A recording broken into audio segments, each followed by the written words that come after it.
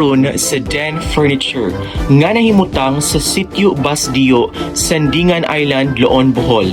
Atong pagasusihon og hibawon ang ilang mga nagkadaiyang hinimong inukit og mga furniture og atong pagahibawon og giunsa nila kini paghimo.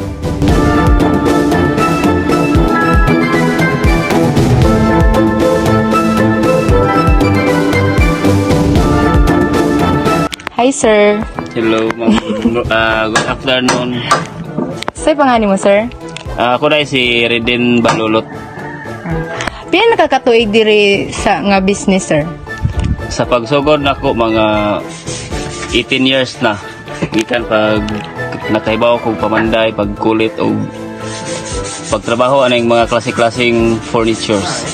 Kani nga business, sir, pila na ni katuig siya nag Kining nag-operate ko aning ako ang kaugalingon mga 5 years na.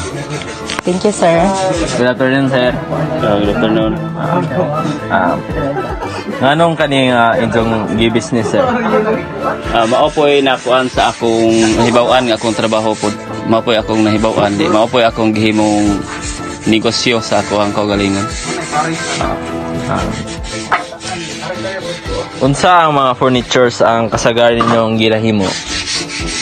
Kasagaran mga salasit, doors, dining chair, dining table, cabinet, bed, bisag unsang klase makaya ra basta naalay mga design ug sukod. Unsa yung mga gamit nga inyong ginagamit para mahimo ning mga furnitures? Number one, good, kinahanglan na ata ani nga makina, mga planer, grinder, o uban pang mga tools, mga router, barina, jigsaw, o uban pa mga compressor. Daghan man pero sa ako karon maora ning naadiri nga ako ang mga electric nga gamit. Yes, sir. Good afternoon. Sa carving, sir, unsay mga techniques nga imong mahatag? Bahin sa carvings, ang technique yun, ang i-drawing nimo ang imuhang gamon daan sa papel or di ba karton, may imong nimong pattern di drawing nimo sa kahoy nga imuhang kulitan.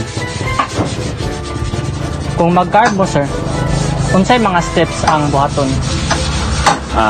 Kinahanglan na ano tong supod sa imuhang kulitan nga ibutang nimo sa kahoy, and then mo to hinay-hinayan nimo og cut out aron makuha nimo ang imuhang gusto nga kuliton. Thank you, sir. Good afternoon, sir. So, unsay pangalan mo, sir? Victor Yorna. So, pila nakaka-years nga nagtrabaho ari, sir? Dili sa ingon nga years, putol man, like may mga tanang walay trabaho, ay ito, walay klase na extra ko ni kay iyawat ba gasto ba? So, sa ubo na nga panahon ni mo diri, sir, sa putol-putol, kasi mga butang nga imong na-learn. Na-learn ko kuan like muliha, masilya nya sa mga kuan, mga mahilper ko ba? Like mga kuan sa kahoy, gamit sa kahoy mga kuan, mga makina. Okay, thank you, sir.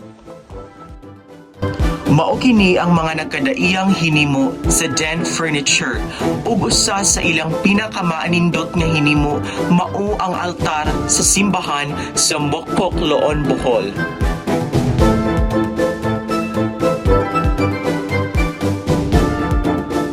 Kini nagpamatuod nga adunay talento ug kamao ang mga tao diri sa Sandingan Island, Loon, Bohol. Usa sa pinakaimportante nga parte sa arte mao ang pag-ukit ug paghimo ug mga nagkadaiyang mga furniture ug kini makita sa mga sekreto ug maanindot nga lugar. Usa ato ang kintagaan ug importansya ug pagpakabana kay parte kini sa ato ang kagahapon, karon ug sa umaabot.